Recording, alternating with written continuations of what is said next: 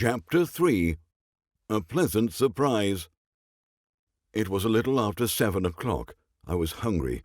I rose from my desk and put on my coat and hat. I heard footsteps. I moved closer to the door and listened. Someone was walking along the corridor. They stopped when they reached my door. I opened it. It was my brother Lars.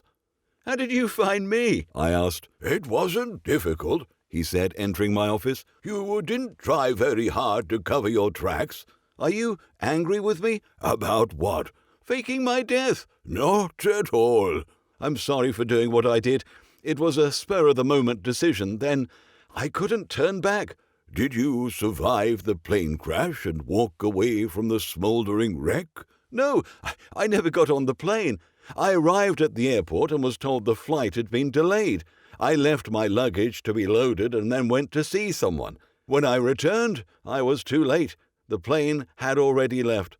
I watched from the tarmac as it struggled to gain altitude and crashed. I just walked away." Lars sat in the chair across from my desk.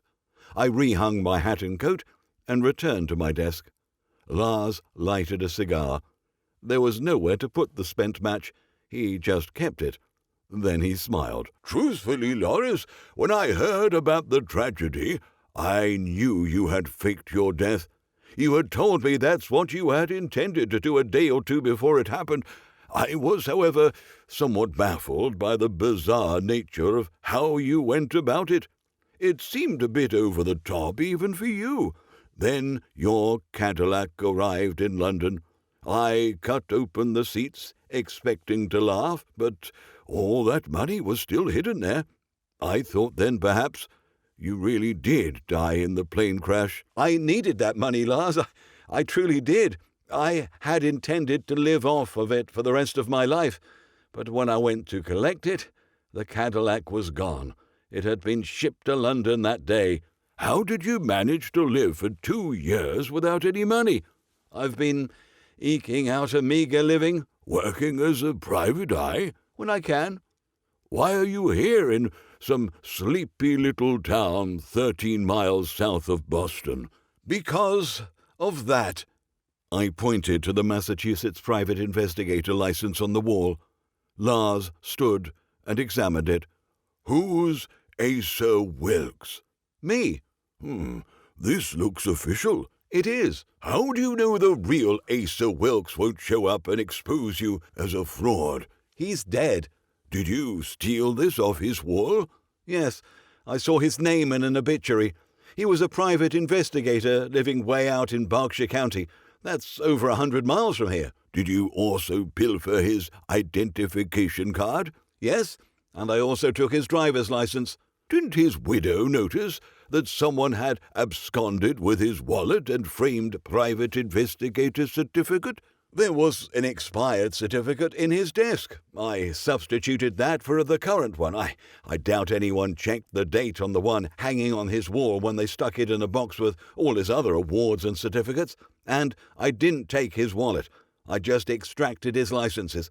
I also took his Elks membership card. I might need to do some networking if business doesn't improve." "Are those his pictures?" Lars pointed to the framed photographs surrounding the certificate on the wall.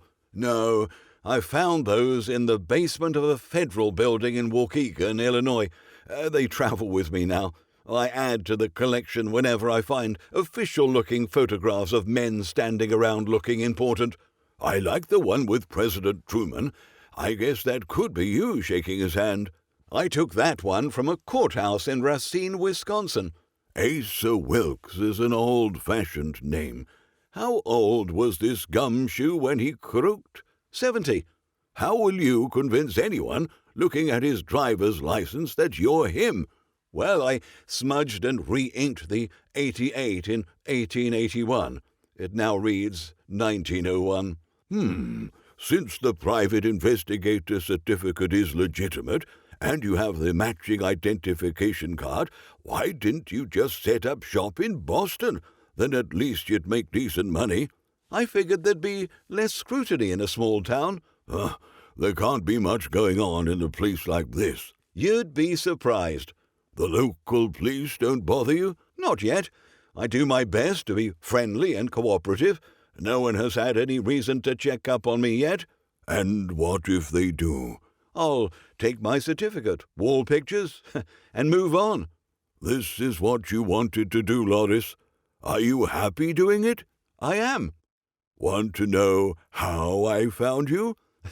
I am curious. Remember Detective Sergeant Owens back in Santa Monica? Yes? He came to visit me at Harding Hall a few months ago.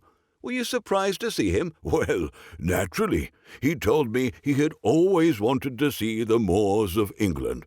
He and his wife decided to travel. They stayed with me for about a week. He was a good man. I always liked him. He promised to keep my secret. You know, the one about me pretending to be that private eye named Reggie Westgate in Los Angeles. How does this concern me? Before he left, he gave me a file. I guess he had helped investigate your plane crash. He said one body wasn't accounted for, and thought I should know that you were likely still alive. How did he know I was the missing body? Because my car wasn't in the airport parking lot. When you went to see him before the crash, he saw that you were driving my car. I never thought about that. As soon as I heard that you might still be alive, I hired a private investigator, a legitimate one, and he found you here in South Dedham. Well, I'm glad you found me, Lars. I've missed you terribly. I've missed you too, Loris, more than words can say. How do you like being Sir Lars Harding again? I rather enjoy it. I forgot how much fun it was to be filthy rich and frivolous. I have others running our companies now, so I'm mostly a man of leisure these days. In fact, the reason I'm here is that I'm currently sailing around the world on a luxury yacht with a group of old lechers. We're headed to South America. I thought I'd bring you along. Won't the others on the yacht recognize me? Only if you pretend to be some gumshoe named Asa Wilkes. I have a new identity picked out for you. Who am I now? A distant cousin of ours named Hiram Harding. He was the grandson of grandfather's brother, Nigel. I did some research and found out that he left England for America in 1935. His last known whereabouts were Baltimore, Maryland. Now, he worked there as a postal clerk. You're now him. You'll join us before we sail out of Newport, Rhode Island on Monday. Lars took an American passport out of his pocket and handed it to me. I had this made up for you.